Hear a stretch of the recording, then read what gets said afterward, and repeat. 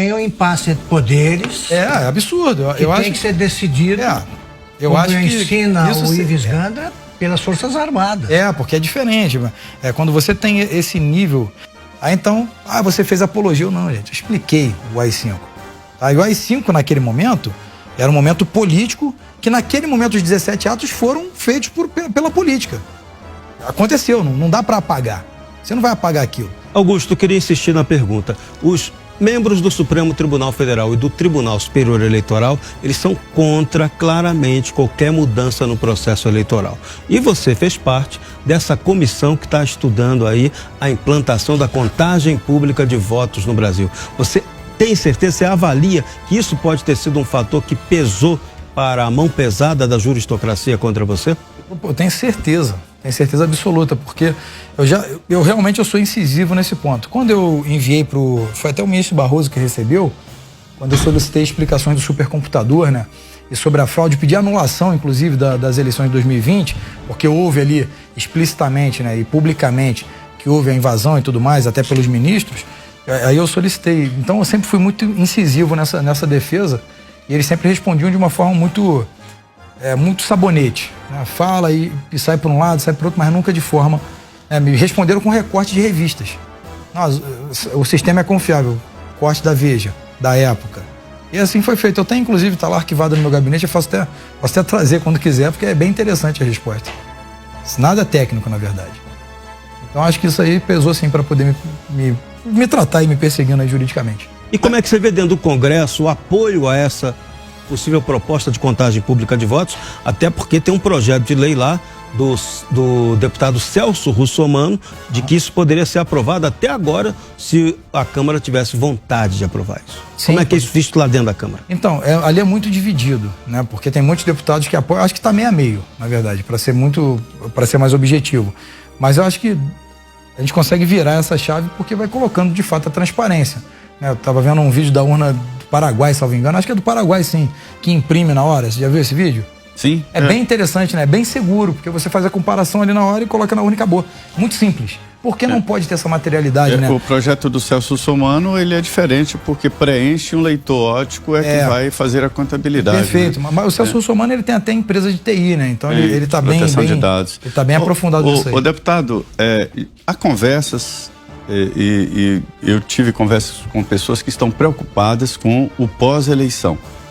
Os craques estão armados, há uma adesão muito grande de brasileiros aí aos grupos, né, de caçadores e colecionadores de armas, e existe ali uma preocupação muito grande de pessoas ligadas aí a setores importantes, de até possibilidade de luta armada depois das eleições. Como é que o senhor vê essa possibilidade e essa preocupação?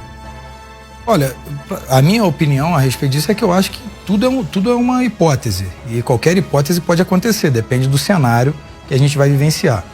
Na minha opinião, veja bem, o Alexandre de Moraes, ele sequer poderia ser ministro do TSE presidir, porque ele inseriu o presidente da República em inquéritos ilegais. Ele tentou prender um deputado federal por palavras. Persegue nitidamente candidatos, hoje, a deputados e senadores.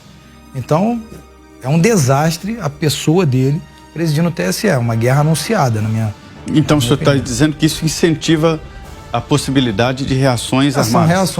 Essas reações são incontroláveis. As pessoas, você não controla a massa, né? Você pode direcionar um pensamento, mas ninguém tem esse poder de dissuasão a nível de parar ou incitar alguém, né?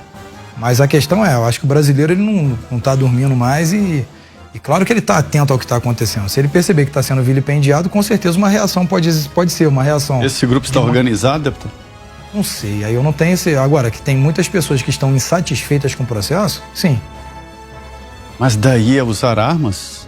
Não, eu acho que num conflito armado, acho que o Brasil ele não chega nesse nível. Agora, de manifestações, e que podem ser manifestações bem calorosas, pode sim. Agora, armado, já tivemos vários episódios aí nas ruas, né, que comprovaram que mesmo tendo grupos, né, que são agressivos, que depredam o patrimônio e atacam pessoas, inclusive, você não viu uma morte do lado daqui, por exemplo, nosso lado. Eles sempre pacificamente tentam separar, já até houve a troca, as vias de fato, né, troca de socos e pontapés, mas nenhum matou ninguém, né? Nunca foi feito. Deputado, na linha das candidaturas para o Senado que virão, Você entende que o seu caso é emblemático para falar do futuro do início da próxima sessão legislativa, da próxima legislatura, a respeito de como vai ser a relação entre o Senado e o Supremo Tribunal Federal?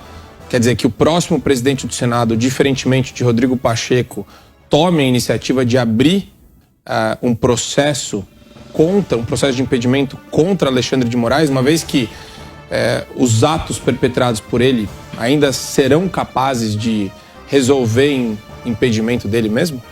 Se Deus quiser, né? Sem interferir na resposta, depende dos que forem eleitos. Da composição. Da composição do Senado. Mas quando você fala de 8 senadores, você fala de basicamente 10% da casa. Né? Diferente de 8 deputados, são 513. Né? Os senadores são 81. Então você tem ali 10% da casa para poder. É um bloco. Então, os que aderem tem vários ali que têm lutado, o Lazier Martins, o Girão, o Marcos, né? Então temos bastante deputados ali que têm essa vertente, mas faltam outros para aglutinar.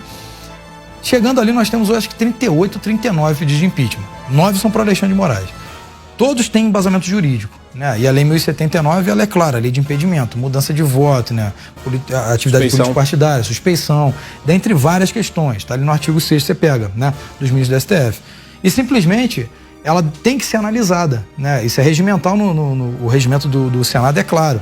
Se tem os requisitos, né, jurídicos para análise, tem que analisar, você não pode engavetar. É criada então a comissão, ela é discutida e é pautada e o plenário decide. Se não for empichado, ok. Mas o que tem que ser dado o recado é, se você está incorrendo em crime enquanto ministro, você tem que responder por isso. Você não pode ficar incorrendo em crime o tempo todo e passar incólume por isso. Agora, fora o impeachment, que é uma medida extrema, quais outras medidas de aprimoramento institucional que podem ser tomadas para melhorar essa atuação do Supremo Tribunal Federal?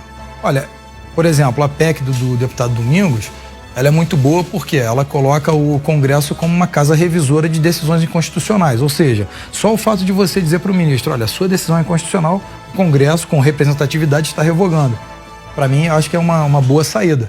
Né? E a qualquer tempo, por exemplo, pega decisões constitucionais, seja o governo que for, né? De direita ou de esquerda ou de centro, que o Supremo atue contra o Executivo, que é um absurdo, né? Ele não pode ter essa ingerência, o Congresso vai lá e derruba.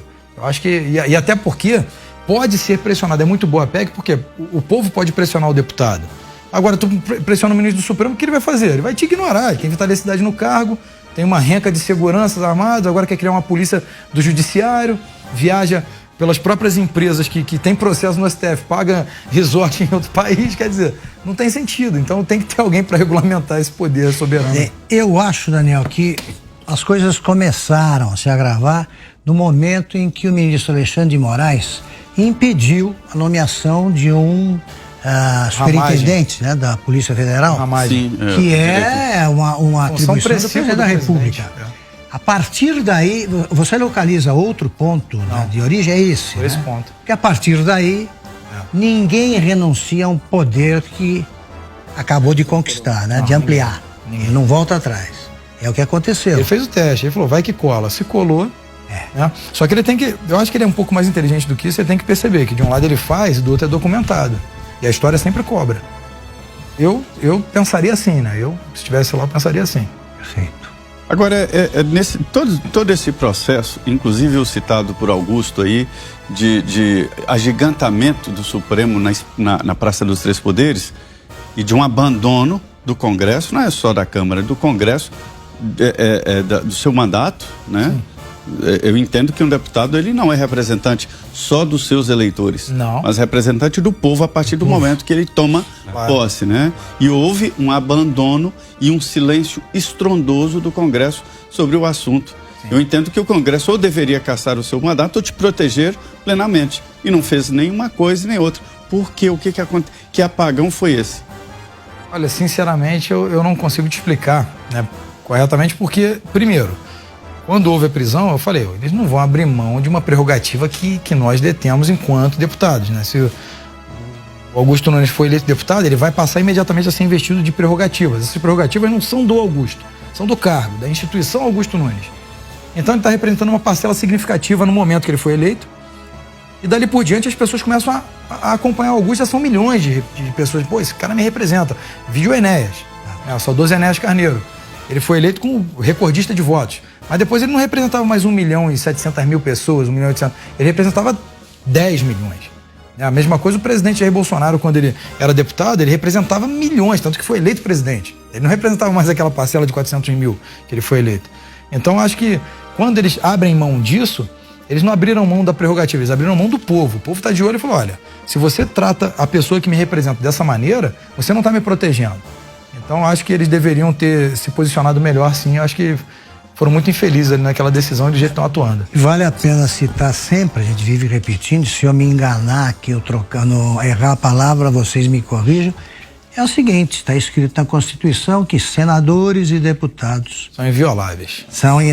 Exatamente, não podem ser punidos por quaisquer opiniões, palavras e votos. Ponto. Isso é uma palavra que foi acrescida por uma deputada do Rio de Janeiro, a Cidinha Campos, que estava sendo processada. Ela incluiu, foi uma emenda que incluiu a palavra quaisquer. Quaisquer você pode abrir agora e pesquisar, a semântica dela é muito simples. Quaisquer é erga omnes, ou seja, não há exceção, nada está fora disso, está tudo incluído. Então, quaisquer é quaisquer. E aí, dentro de todos os livros de constitucional, os maiores constitucionalistas, inclusive do Alexandre de Moraes, ele diz que a prerrogativa ela acompanha o parlamentar fora dos limites da Câmara e do Congresso, fora das comissões, desde que atrelados ao mandato. Extramuros. Extramuros, exatamente. Então, quando você está ali, tudo que, se eu for hostilizado na rua, que alguém fala assim, seu fascista, que é o que eles mais fazem, isso está intrínseco ao meu mandato. Que foi porque eu sou deputado, ou seja, pelo mandato.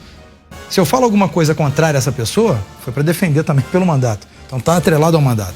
Então é basicamente isso. E também entendimento que crimes contra a honra sequer podem alcançar o deputado e senador. Deputado, então como é que é a sua relação com essas pessoas, né? Com esses outros deputados que